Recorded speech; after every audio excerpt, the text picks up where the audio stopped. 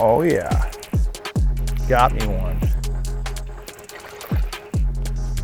Little vibrating jig freeloader action, choked it.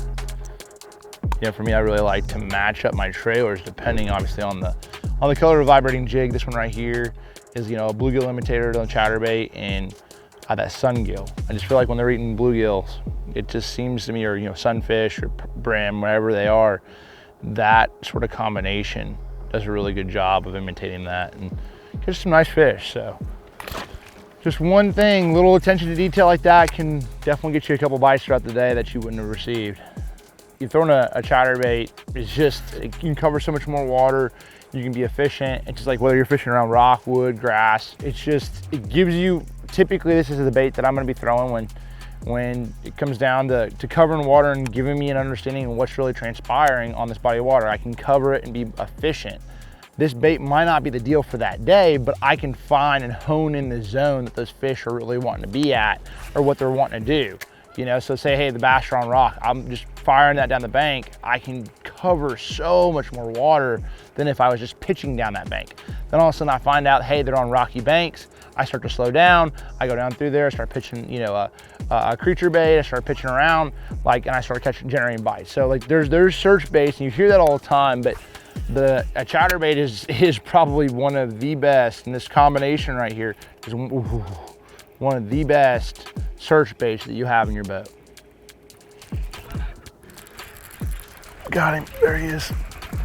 Right where, that's what's up. Not a big one, but we're on this massive grass flat, and just getting a bite allows for you to say, hey, there's some bass in this area. You know, you can really cover water fast. So I'll slow down, maybe, even though that wasn't a big fish, I know, hey, there's some fish around this zone.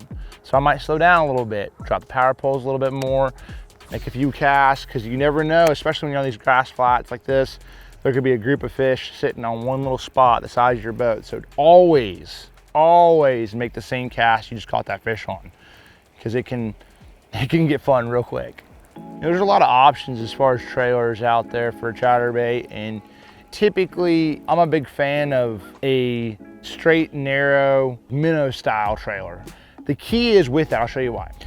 So if I throw a swim bait or like a crawl on the back of a chatterbait, it's really just gonna make my bait track true and straight, okay? And that's good at times, but think of this in the term of throwing like balsa wood crankbaits or you know, that perfect crankbait that hunts. You know, you hear that hunting action. That's exactly what I want my chatterbait to be doing. And so with that, when I don't have anything like a rudder back there and I just have this, you know, straight minnow style bait, that allows for my bait to go out there and all of a sudden start hunting. When it hits a piece of wood or it hits a piece of grass and I pull it off there, it'll shoot off to the side. And those little unique movements is what really triggers those fish into biting. That's why 90% of the time I'm gonna have, you know, that bait on there when I'm throwing a chatterbait. All right, so my chatterbait system is pretty simple. I try to keep it simple because obviously driving all over the country, I've dealt with a lot of different conditions, but you know, colors, you know, I keep it simple with a black and blue, a green pumpkin, a shad pattern, and I have a few other ones around that, you know, if I need one to do something a little bit different, I can use that. And really where it comes down to is the trailer selection, which I can dress it up or dress it down. And what I mean by that is, okay, so I have a black and blue chatterbait. Water's stained, but it's not so stained that I'm worried about, it's not so stained that it's like that in between. So that I might want a black and blue chatterbait, but then I can take a green pumpkin trailer, rig him up, and I'm good to go right there. You know, it just sort of gives me a little bit of the contrast. I can do that pretty easily, and now he's ready to roll. Okay, say I'm throwing a green pumpkin chatterbait, but I want a little pop. The water's a little bit dirtier, and I think they're gonna eat a green pumpkin a little bit better. Well, hey, I can go to the green pumpkin chartreuse. I want a little more pop. I'll rig him up, just like so, and now I have that little pop that I'm looking for in that green pumpkin chatterbait. You know what I'm saying?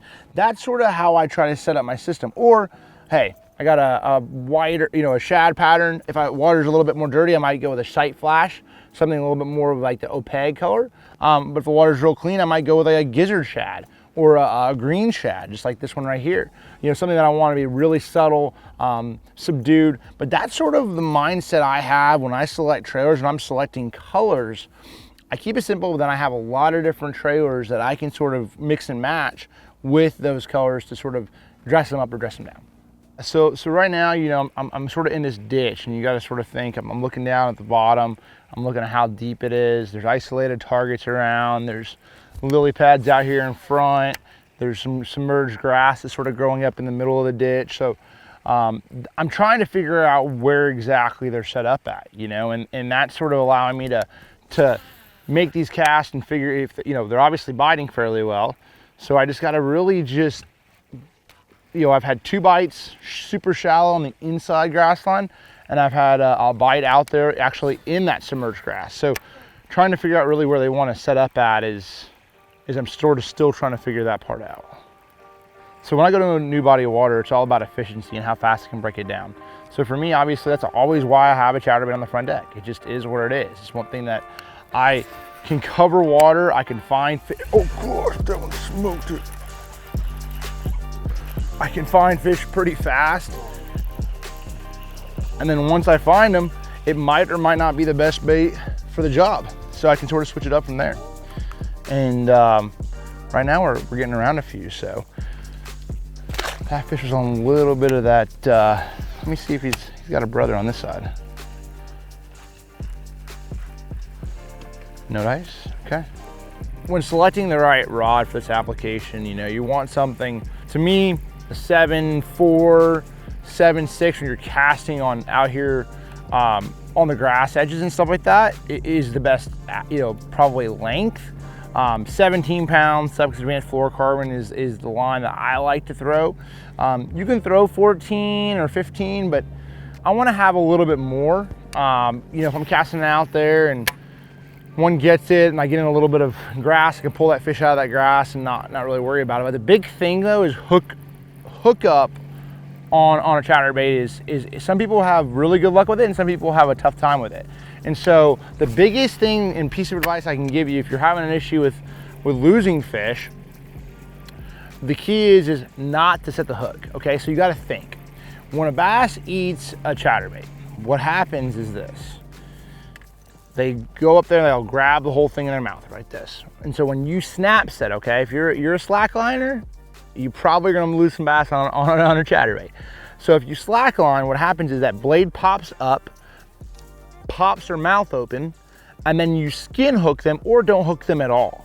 Okay, so what I do when I cast out there, all right, fish eats it, dunk, keep reeling, keep reeling, keep reeling, let the rod load up. And then what happens is, when you do that, that blade slowly goes forward. That hook point allows for that fish to have a little time to sort of close his mouth back on the bait, and your hook point goes in the roof of their mouth. So, but the big key with that is the right rod selection. You need a parabolic rod. You need something that has some backbone further back in it, but to me, that is the right rod selection. I actually designed this rod, this is 7.4 medium heavy, for specifically throwing a chatterbait. And I just, when you can bat 100% on a chatterbait, it is the most unbelievable bait out there. But you just have to change the way you're setting the hook, you have to change the way, when that fish gets it, I know it's hard, sometimes they'll bite it so hard.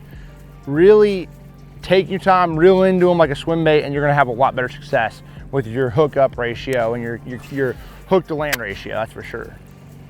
And then last but not least is gear ratio. I've gone back and forth on this, I really have. This right here is a 6.2 to 1 Curado 150. But man, if I'm really shallow, I'd rather roll with a 7.3 to 1 gear ratio.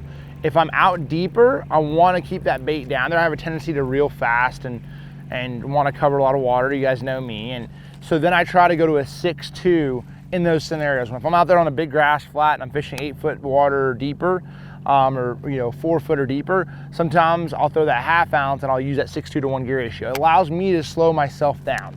And that's sort of what when I decide, if I'm trying to cover a lot of water up super shallow, then that's when, when they'll bite it and they'll come towards you. Sometimes you do have to catch up with them. And that's when I decided to go with a 7.3 or a little bit faster gear ratio. So something that I already noticed as I sort of move around on this flat, that little section where we got those bites, it was just a little bit deeper. You know, I'm about 2 foot of water right here, and it was about 3 to 3.5, or maybe about a foot deeper over that way. And so those are the little subtle differences that you have to figure out as you go. You know, you just got to pay attention to those little subtle things, whether the depth change, the grass changes. That's going to be a big difference in why a fish is there. There's always, this is the thing, okay? For the most part, when you catch multiple fish, there's a reason why they're there. Whether it's depth, whether it's forage, you could say, well, it didn't make any sense, and I get that. But like one fish, they can be liars. You can sort of get in a position where you catch a few fish and you're like, hey, you know, this is a good deal. But you catch multiple fish in a zone, there's a reason why they're sitting in that zone, and figuring that out and then being able to utilize that for the pattern for the day that's what I try to do when I'm out here on these bodies of water. I'm trying to dial in a pattern, because one spot, you're not going to win a tournament on one spot. You're going to win tournaments or have a great day on the water if you can sort of make it work all over the lake, you know. And that's what I'm always looking for, and that's why covering water in this system works so well to do that.